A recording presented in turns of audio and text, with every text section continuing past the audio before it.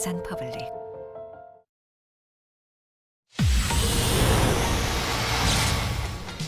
북한 김정은 위원장이 남한을 겨냥해 준비했던 군사행동 계획을 전격 보류했습니다.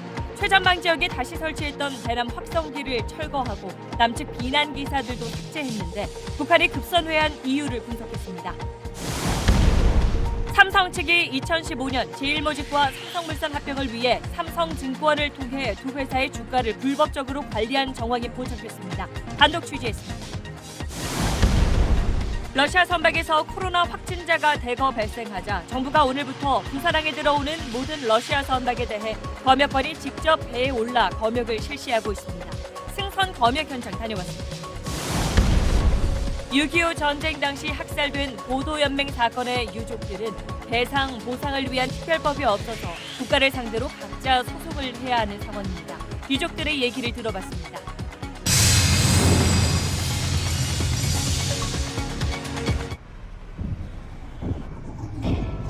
정전에도 문제없이 현재 시각을 알려드립니다. 현대 수소전기차. 네, 최근 몇 주 동안 우리를 위협하고 또 거세게 비난하던 북한이 갑자기 태도를 바꿨습니다. 지난주 연락사무소를 폭파한 이후 군사행동에 나서겠다고 예고를 했었는데 그 계획을 보류한다고 오늘 밝힌 겁니다.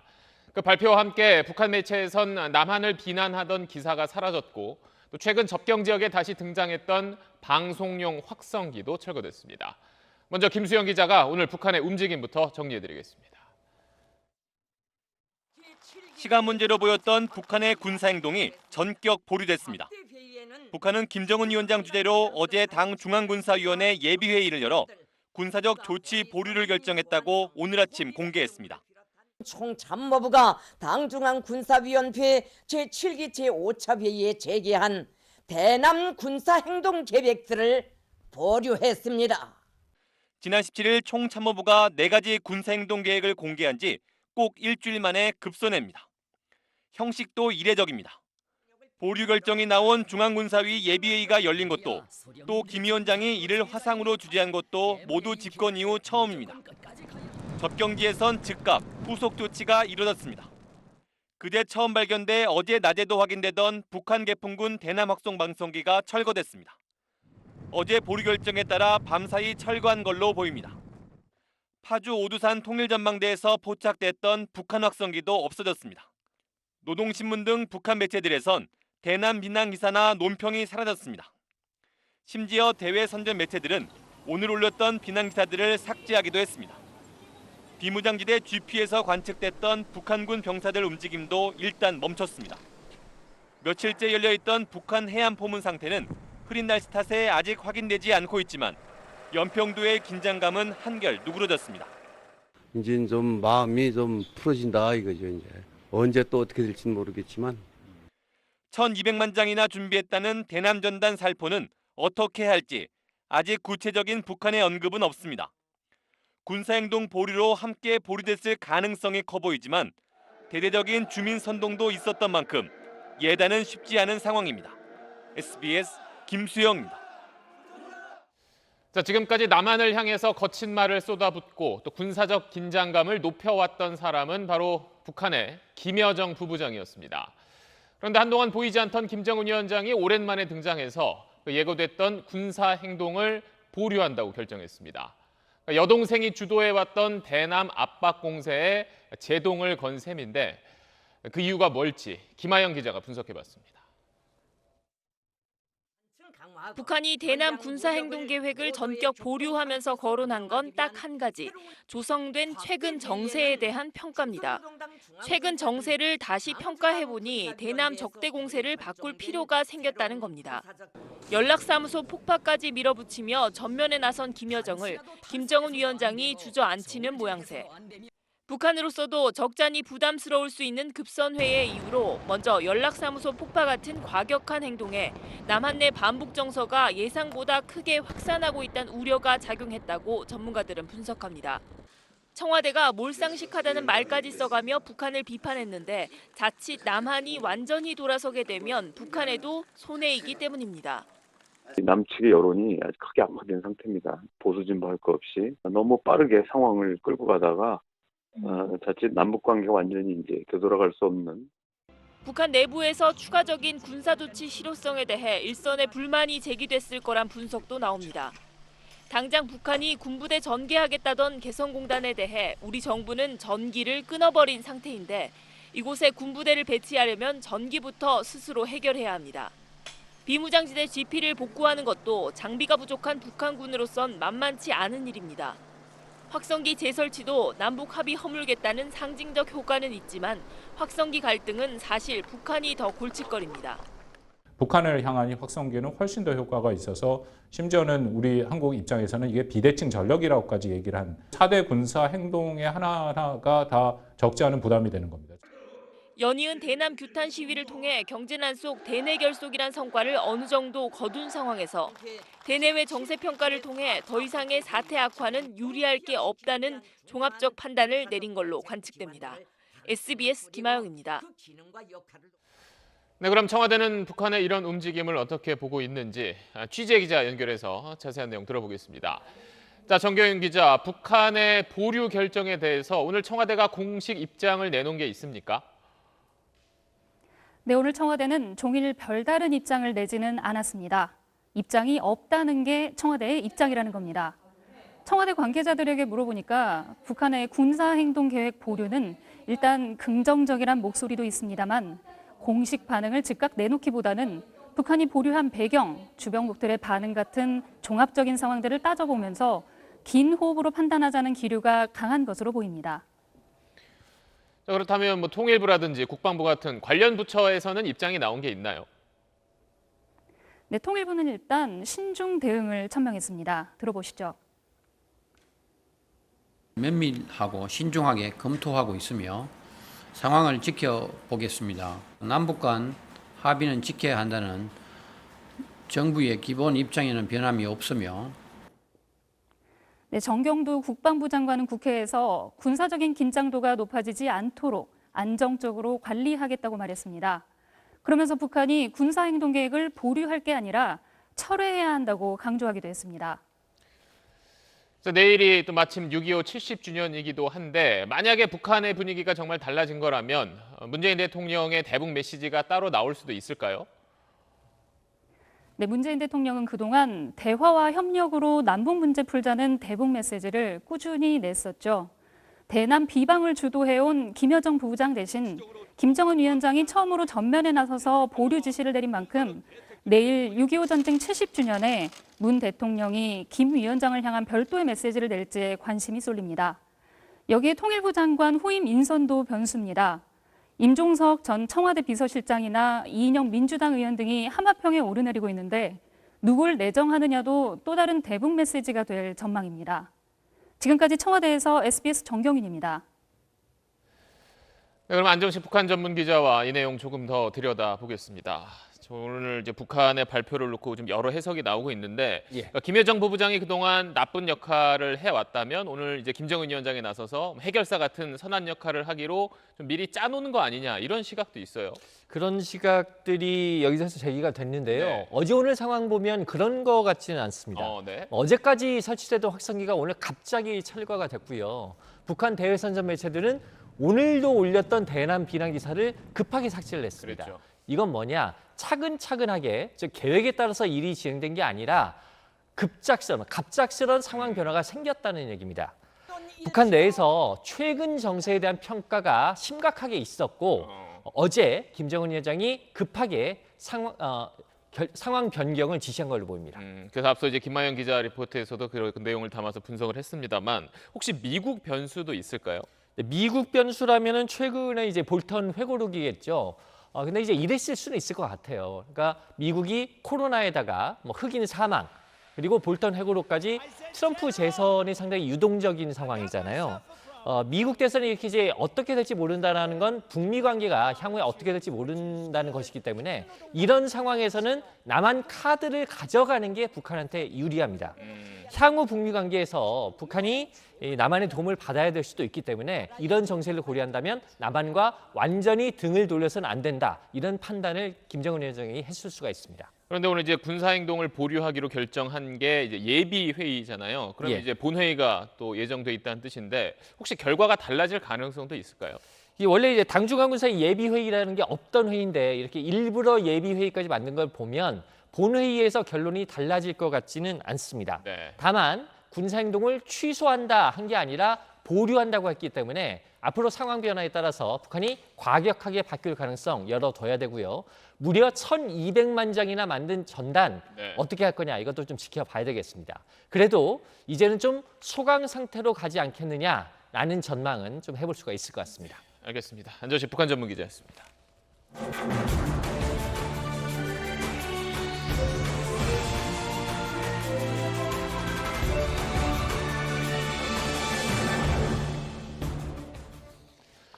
네, 경영권을 불법 승계했다는 혐의를 받고 있는 이재용 삼성전자 부회장에 대한 검찰 수사심의위원회가 모레 열립니다.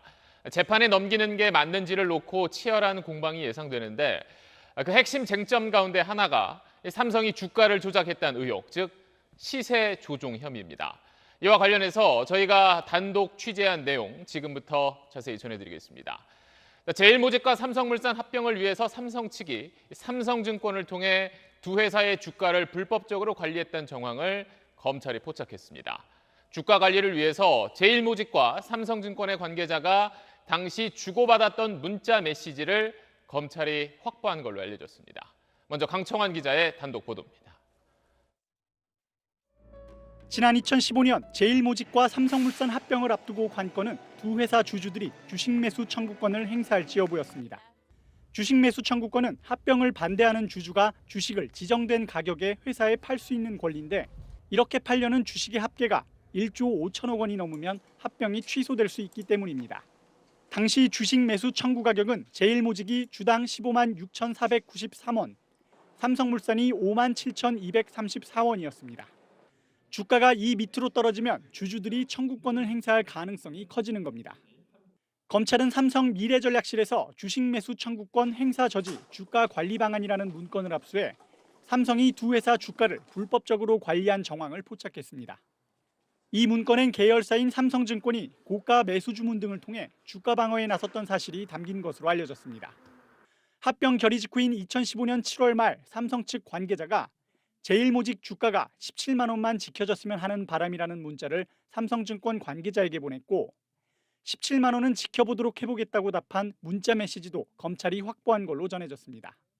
실제 제일모직과 삼성물산 주가는 주식 매수 청구 기간이 끝난 8월 6일 17만 원대와 5만 7천 원대였다가 이후 2주 만에 13만 원대와 4만 원대로 급락했습니다. 이런 정황들이 이재용 부회장 등의 시세 조종 혐의를 뒷받침한다고 검찰은 보고 있습니다. 실제로 삼성 측은 지난 8일 열린 영장심사에서 고가 매수 주문을 낸 것도 기업 구조조정의 일환이었냐는 영장 판사의 질문에 제대로 답변하지 못한 것으로 알려졌습니다. 이에 대해 삼성 측은 이 부회장과 삼성증권이 개입했다는 의혹은 사실 무근이라고 주장했습니다. SBS 강청환입니다. 자, 이렇게 삼성이 주가를 비밀리에 관리한 배경에는 미국계 헤지펀드 엘리엇이 있습니다. 삼성물산 지분을 가지고 있던 엘리엇은 당시 제일모직과 합병을 강하게 반대했었는데 거기에 대응하는 과정을 이재용 부회장이 주도했다고 검찰은 보고 있습니다. 대책을 논의할 회의를 주재하고 그 대응 문건도 보고받은 걸로 의심하고 있습니다. 계속해서 이현영 기자의 단독 보도입니다. 삼성물산과 제일모직 합병이 추진 중이던 2015년 6월 4일 7%가 넘는 삼성물산 지분을 보유한 미국계 헤지펀드 엘리엇 매니지먼트가 합병 반대 입장을 발표했습니다. 삼성물산 가치를 과소평가했고 합병 조건도 불공정하다는 건데 당시 이재용 부회장이 엘리엇에 대한 대응을 주도한 정황들이 검찰 조사에서 포착됐습니다. 자문사인 골드만삭스에 연락해 대응책을 논의한 증거들을 확보한 겁니다. 골드만삭스의 직원이 상사에게 이재용 부회장으로부터 전화해달라는 다급한 요청이 왔다고 전달했고 이후 골드만삭스 측은 이 부회장에게 직접 연락해 합병 문제와 관련해 삼성 미래전략실과 긴밀하게 논의하고 있다고 전했다는 겁니다. 삼성은 당시 이 부회장이 직접 주재하는 올데이 대책 회의를 예정하고 있다며 워크 플랜, 즉 실행 계획을 마련해달라고 골드만삭스 측에 요청한 걸로 알려졌습니다. 이 과정에서 삼성 미전실이 엘리엇 어소시에이트의 약자인 EA 대응 방안 문건을 작성해 이 부회장에게 보고한 증거도 검찰이 확보한 걸로 알려졌습니다. 삼성 측은 이에 대해 당시 이 부회장이 골드만삭스 측에 직접 연락을 하거나 올데이 대책회의에 참석했다는 등의 의혹은 전혀 사실이 아니라고 반박했습니다. 모레 열리는 검찰 수사심의위원회에서 이재용 부회장의 기소 적절성을 놓고 검찰과 이 부회장 측의 치열한 공방이 예상됩니다. SBS 이현영입니다. 다음은 오늘 새로 들어온 코로나19 소식 살펴보겠습니다. 국내 확진자가 51명으로 늘어난 가운데 서울에서 한 자동차 동호회 모임에 갔었던 5명이 감염됐습니다. 쿠팡의 또 다른 물류센터에서도 확진자가 나왔습니다. 먼저 남주현 기자입니다. 지난 15일 서울 여의도 한강시민공원 주차장에서 모임을 가진 자동차 동호회원 10명 중 4명이 코로나19 양성 판정을 받았습니다. 접촉자 1명도 추가로 감염돼 모두 5명이 확진됐습니다. 경기도 이천에 있는 쿠팡 덕평 물류센터는 50대 직원 확진으로 폐쇄됐습니다. 대전 서구의 방문 판매업체에서도 환자가 1명 또 나와 누적 확진자가 58명으로 늘었습니다. 해외에서 입국한 확진자도 다시 20명으로 늘어나며 지역 감염과 해외 유입이 동시에 확산하는 상황이 되자 병상 확보가 과제로 떠올랐습니다. 전국의 중환자 치료 병상은 이제 100개도 남지 않았습니다. 보건당국은 이에 따라 확진자 격리 해제 기준을 완화해 내일부터 적용합니다. 지금까진 2차례 유전자 검사에서 음성 판정을 받아야 격리 해제돼 입원 기간이 평균 25일 정도 되고 길게는 100일 넘게 입원하기도 했습니다. 앞으로는 2차례 음성이거나 또는 발병 후 열흘이 지나고 사흘간 열이 나지 않으면서 임상 증상이 호전되면 격리 해제됩니다. 발병하고 그리고 4일 지나서 접촉하신 분들은 그 접촉자 중에 확진자가 없으셨습니다. 발병한 첫날 또는 발병하기 전날 감염성이 굉장히 높고 또 앞으로는 의료진 판단에 따라 증상이 호전된 환자의 경우 생활치료센터로 전원하거나 병실을 옮기게 되는데 이걸 거부하면 국고지원 본인 부담금을 환자가 모두 내야 합니다. SBS 남주현입니다. 부산에 들어온 러시아 화물선에서 10명 넘는 선원이 확진 판정을 받으면서 우리 항만의 검역 체계를 다시 정비해야 한다는 지적이 많습니다. 그래서 정부는 오늘부터 부산항에 들어오는 모든 러시아 선박은 검역관이 직접 배에 올라가서 검사하고 확인하도록 했습니다. 이어서 송성준 기자입니다. 러시아 냉동 화물선 한 척이 부산 감천항에 접안합니다. 마스크 없이 갑판에 나온 러시아 선원들. 검역 요원이 도착하자 부랴부랴 마스크를 씁니다. 2인 1조 검역관들은 20분 만에 검역을 마치고 다른 배로 이동합니다. 오늘부터 부산에 들어오는 모든 러시아 선박에 성선 검역이 시작된 겁니다. 부산 검역소엔 현재 검역관 24명이 4계조로 하루 평균 54건을 검역하고 하루 170건 정도 하선자 특별 검역도 맡습니다.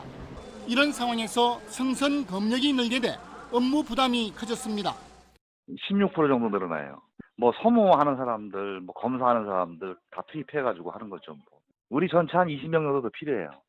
검역선도 따로 없어 세관 감시정을 빌려 바다에 정박한 선박을 검역하고 있습니다. 확진자 17명이 나온 러시아 선박 2척과 관련해 모두 211명이 밀접 접촉자로 검사를 받고 있는데 검사가 끝난 39명은 음성 판정이 나왔고 나머지 172명은 오늘 중 검사를 마칠 계획입니다. 정부는 정상을 신고하지 않은 선박은 입항 제한에 과태료를 부과하고 하역 작업 시 선원과 근로자가 접촉하지 않도록 현장 지도도 강화하기로 했습니다. 정부는 앞으로 코로나19와 관련한 사회적 비용이 발생할 경우 해당 선사에 구상권을 청구하는 방안을 적극 검토키로 했습니다. SBS 송승준입니다. 얇고 가벼우면서 침방울을 막아주는 이른바 비말 차단용 마스크는 그동안 온라인에서만 팔았는데 오늘 처음으로 대형 마트에 나왔습니다. 아침부터 번호표를 받고 기다려야 겨우 살 수 있을 정도였습니다. 내일부터는 일부 편의점에서도 살 수 있습니다. 김영래 기자가 취재했습니다.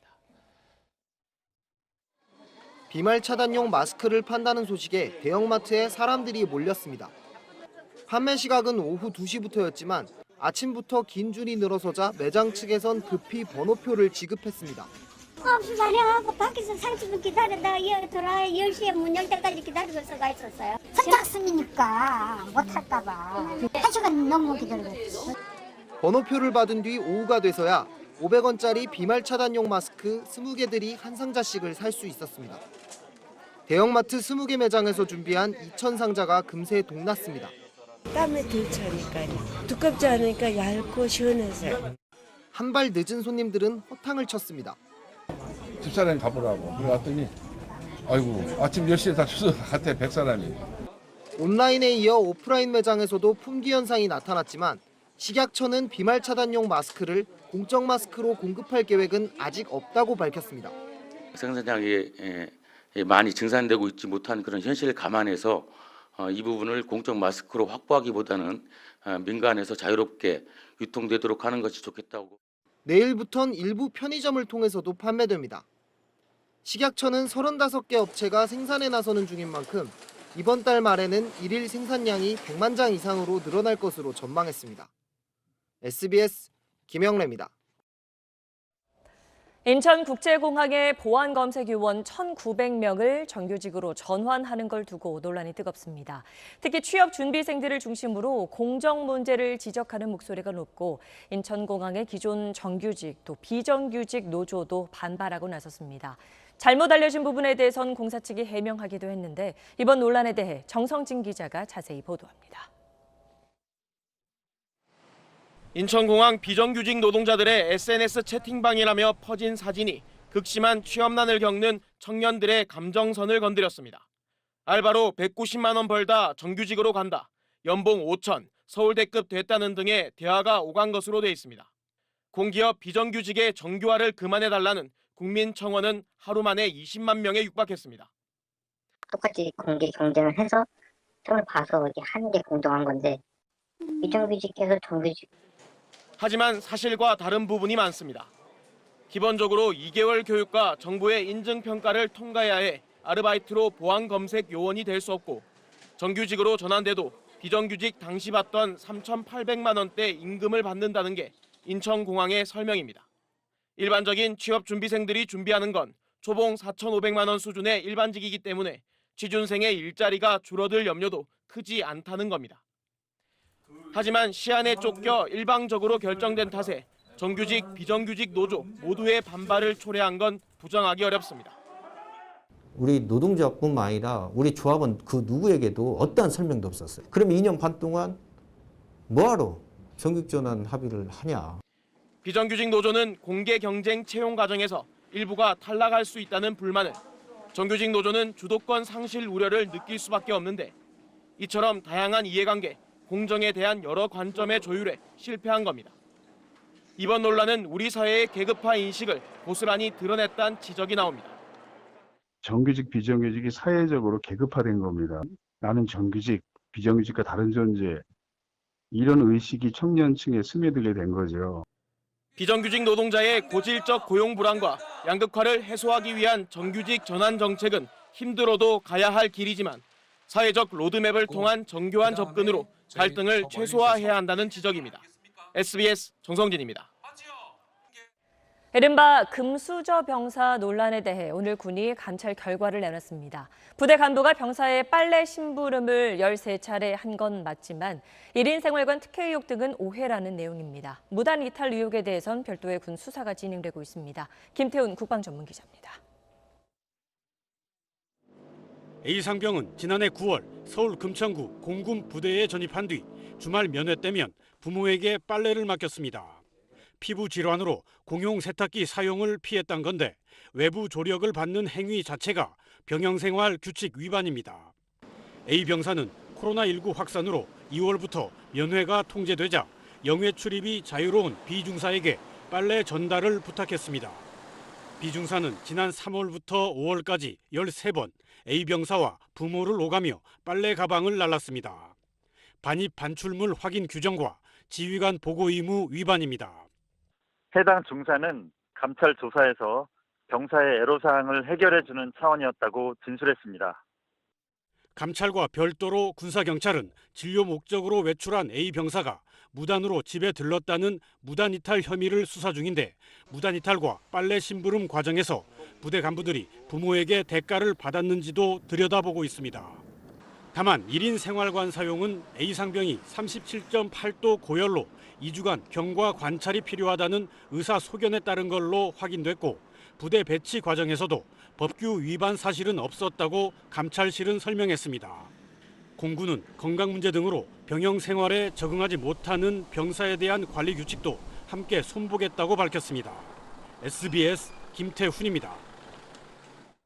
대북 전달을 기습 살포했다고 주장한 탈북민단체 자유북한운동연합의 박상학 대표가 관련 내용을 취재하려던 저희 SBS 취재진을 폭행했습니다. 경찰이 수사에 착수했습니다. 장훈경 기자입니다.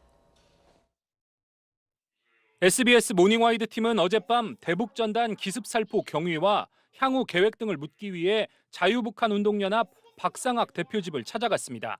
저 SBS에서 왔는데요. 지금 전화 한번 해주실 수 있을까요? 집 안에 있던 사람이 박 대표가 집에 없다며 현관문을 열어주지 않았는데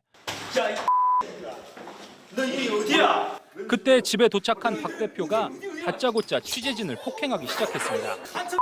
카메라를 든 취재진에 주먹질을 하고 욕설을 하며 여성 PD의 머리채를 잡아당겼습니다. 이게 어디서? 집까지 찾아왔다는 게 이유였는데 벽돌을 집어들어 취재진에 던지기도 했습니다. 폭행당한 취재진은 모두 4명. 1명은 뇌진탕 증세로 2주 진단을 받았고 부상이 심한 2명은 병원에서 치료를 받고 있습니다. 집히는 거는 다 던지려고 하는 식으로 주먹으로 얼굴을 맞았기 때문에 입 밖과 입 속이 찢어진 상태여서 지금 치료를 받고 있고요.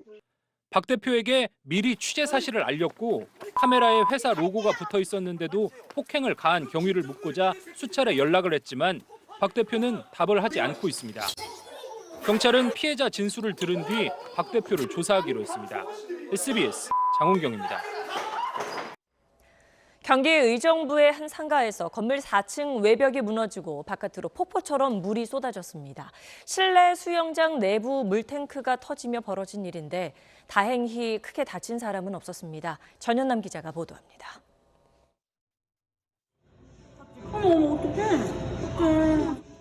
상가 건물 4층에서 마치 폭포처럼 물이 쏟아져 내립니다. 건물 앞 도로는 물바다가 됐고 1층 상점 진입로는 보도블럭이 뜯겨나가는 등 크게 파손됐습니다.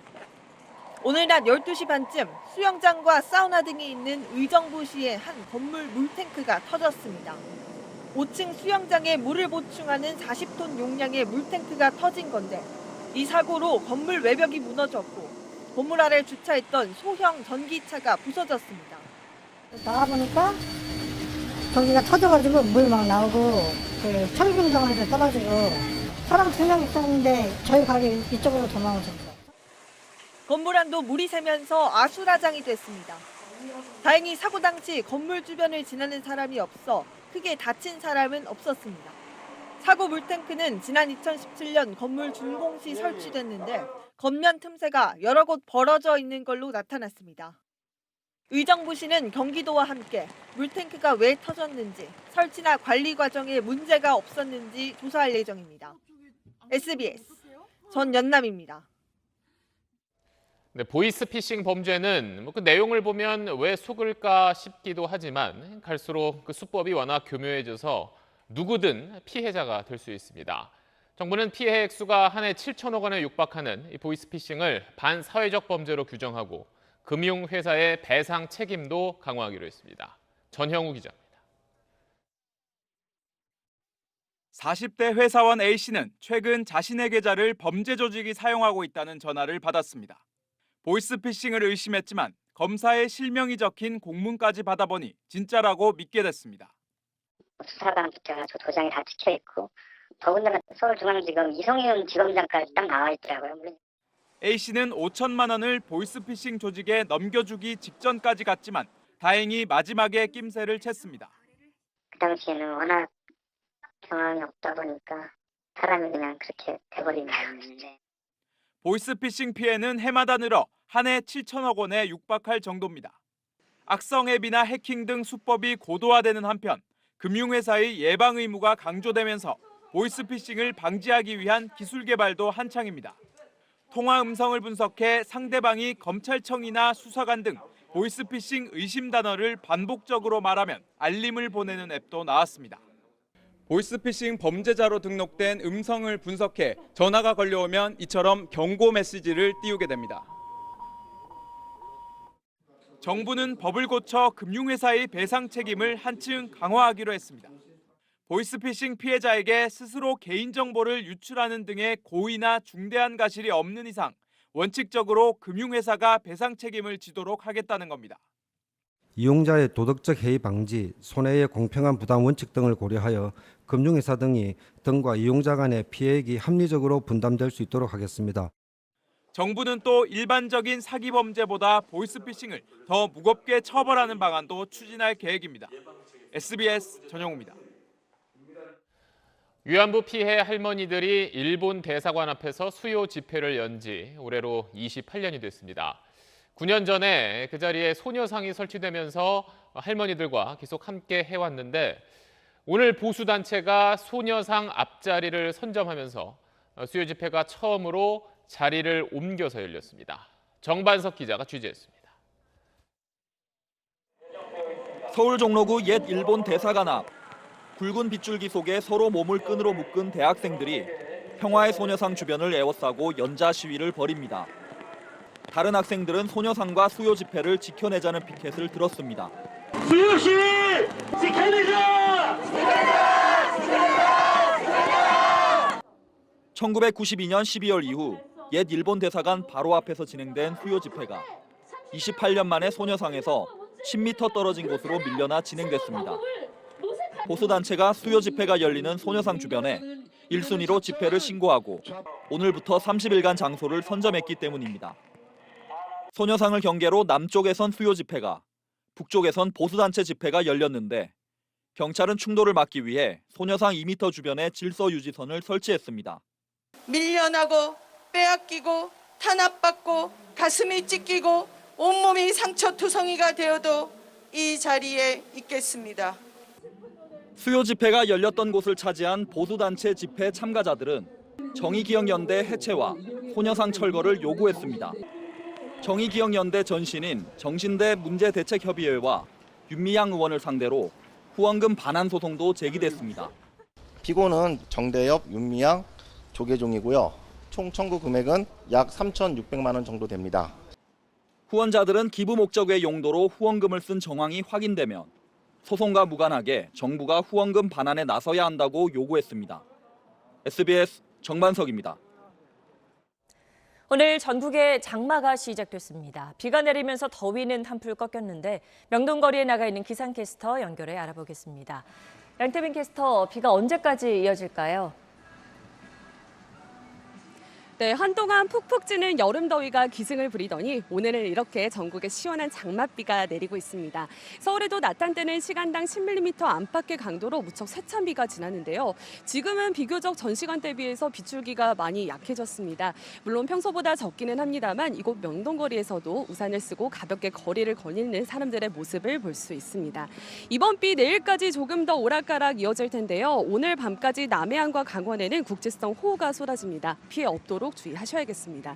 지금까지 제주 산지에는 200mm 이상, 전남 해안에도 80mm가 넘는 많은 비가 내렸습니다. 그나마 제주는 강하게 발달한 비구름이 빠져나가면서 고비를 넘겼는데요. 강원 북부와 남해안에는 여전히 호우주의보가 발효 중인 가운데 강한 비가 집중되고 있습니다. 앞으로 강원 북부와 경남 남해안에는 최고 80mm의 비가 더 내리겠습니다. 그 밖에 내륙에는 5에서 30mm 정도 예상됩니다.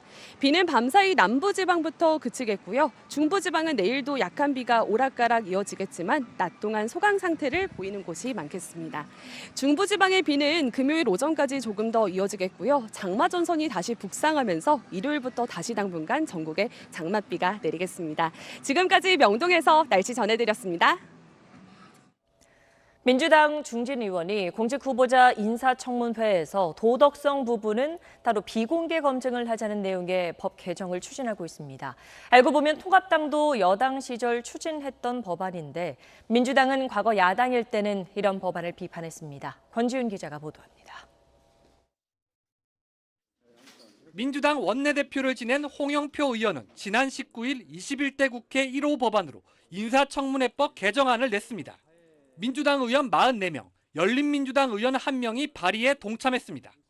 공직 후보자에 대한 과도한 신상 털기나 인신 공격을 막기 위해 청문회를 도덕성 검증과 역량 검증으로 분리하고 도덕성 검증은 비공개로 하자는 내용입니다. 그런데 이런 법안 발의 처음이 아닙니다. 7년 전 통합당 전신으로 여당이었던 새누리당도 비공개 청문회를 추진했습니다. 사전에 비공개 뒤에 조사와 문답을 거쳐 공직자로서의 품위를 지킬 수 없을 정도인지를 검증하고 그때 야당이던 민주당은 이를 강하게 반대했습니다. 깜깜이 청문회로 공개 검증을 피해 보겠다는 발상이 아니고 무엇이겠습니까? 이번에 비공개 청문회 개정안을 낸 홍영표 의원은 7년 전에 후보자의 허위 증언을 처벌하고 정책과 도덕성 청문회로 분리하자는 청문회 강화 법안의 발의자 명단에 이름을 올렸습니다. 해당 법안엔 청문회를 비공개로 하자는 내용은 없었습니다. 통합당 엄태영 의원은 오늘 공직 후보자가 허위 증언을 할 경우 처벌할 수 있도록 하는 청문회 강화 법안을 통합당 의원 9명, 무소속 의원 1명과 함께 공동 발의했습니다. 과거 여당 시절 분위기와는 사뭇 다릅니다. 여야의 처지가 뒤바뀐 뒤 청문회를 바라보는 일부 의원들의 시선도 180도 달라졌습니다. 지금은 맞고 그때는 틀리다는 식입니다. SBS 권준입니다. 70년 전 한국전쟁에 참전했다 전사한 국군 유해 147구가 미국 하와이를 거쳐 오늘 고국으로 돌아왔습니다. 정부는 내일 저녁 서울공항에서 6.25 전쟁 70주년 행사를 열고 최고 예우로 맞이할 예정입니다. 김학희 기자가 보도합니다. 하와이에서 출발한 우리 공군 공중급유기가 공군 전투기의 엄호를 받으며 우리 영공으로 진입합니다. 한국전쟁에 참전했다 전사한 국군 유해 147구가 70년 만에 고국으로 돌아오는 모습입니다. 오늘 돌아온 147구는 북한에서 발굴돼 국군인지 미군인지도 모른 채 2년에서 길게는 30년 동안 미국 땅에 머무르다가 최근 한미 공동 감식 결과 국군으로 최종 판정됐습니다. 대한민국이 마지막으로 인수하겠습니다.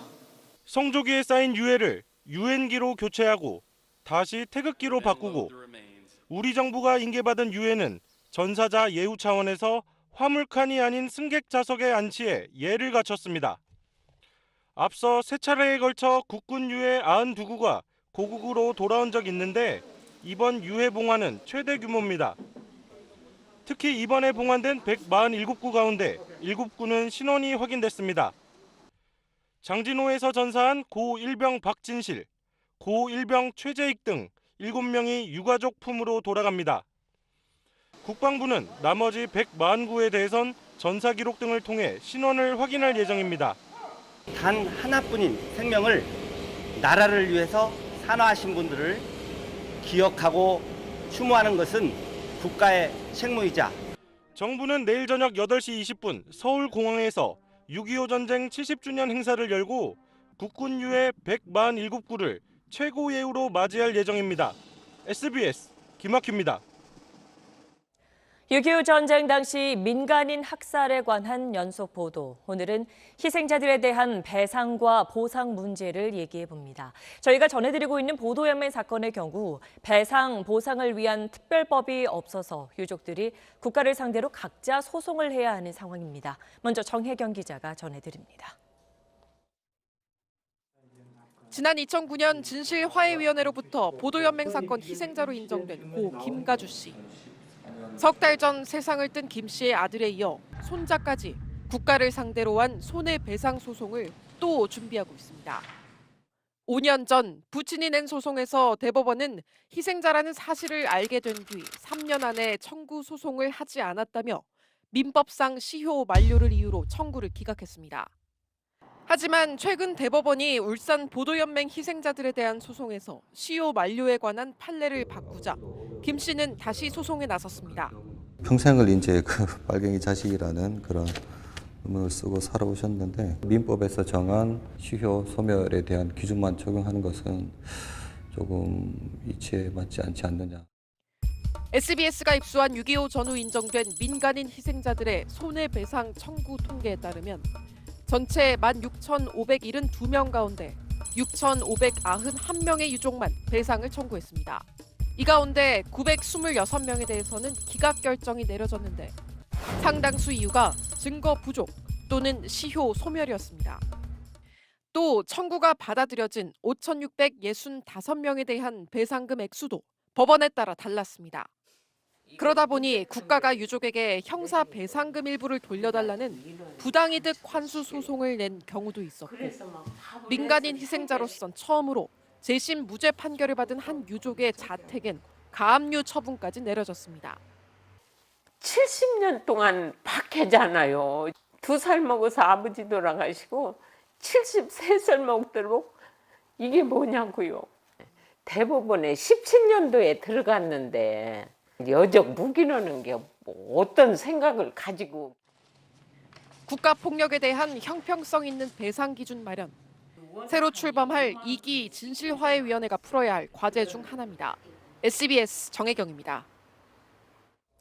그런데 보도연맹 사건과 관련해선 왜 특별법을 통한 배상이나 보상이 이루어지지 않았을까요? 긴 세월 동안 관련 논의가 아예 없던 건 아닙니다. 사실은 코너 박원경 기자가 짚어봤습니다.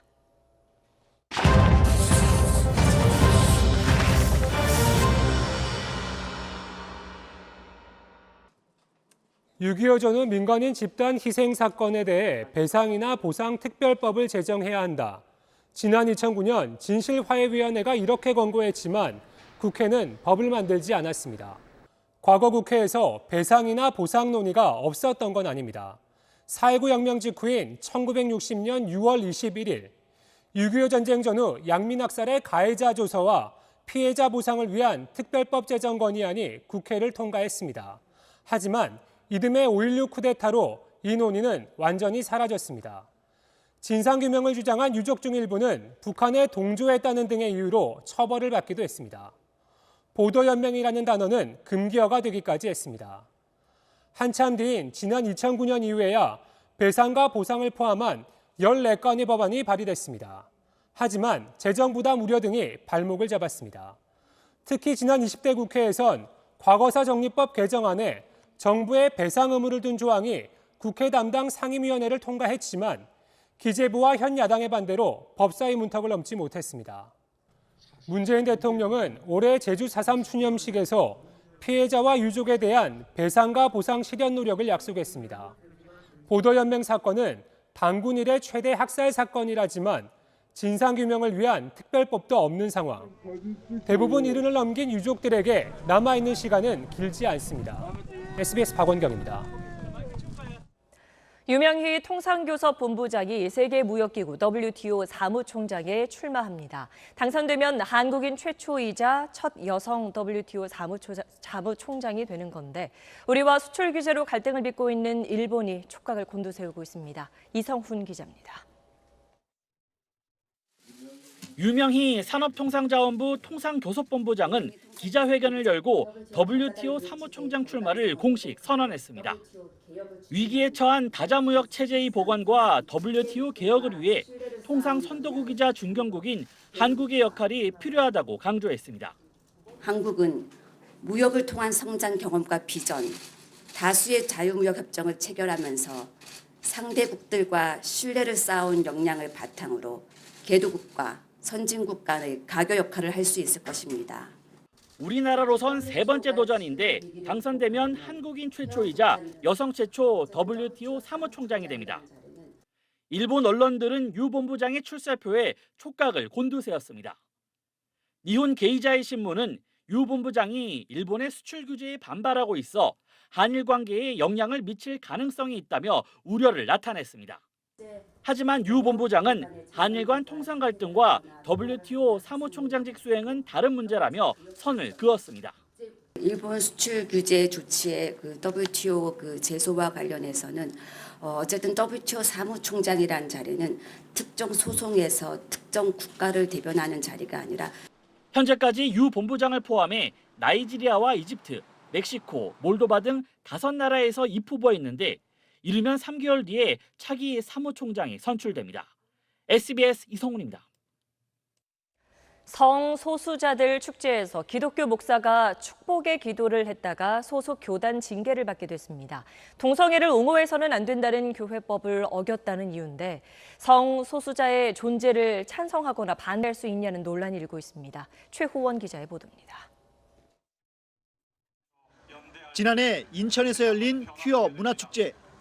기독교 성직자 3명이 성소수자들에게 축복을 내립니다. 이곳에 모인 모든 이들의 삶에 사랑과 평화의 은총이 넘쳐나게 하옵소서. 참가자들 사이를 돌며 머리 위로 꽃종이도 뿌려줍니다. 9개월이 지난 이달 17일 기독교 대한감리회 경기연회는 축제에 참가한 이동환 목사를 자체적인 교회 재판에 기소했습니다.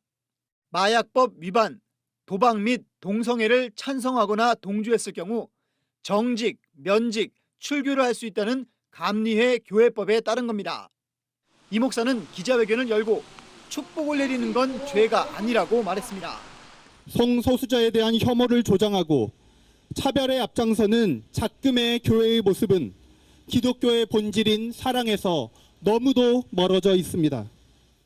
다른 두 성직자가 속한 교단인 장로회와 성공회는 아직 움직임을 보이지 않고 있습니다. 기독교 내 성소수자 찬반 논란은 미국도 마찬가지여서 미국에서 두 번째로 큰 교단인 연합감리교회는 소속 교회들이 성소수자 찬성과 반대로 갈라지자 아예 교단 자체를 분리하는 방안을 검토하고 있습니다. 감리회 측이 이 목사의 목사 자격을 박탈하는 중징계를 내릴 경우 논란은 더욱 커질 전망입니다. SBS 최호원입니다.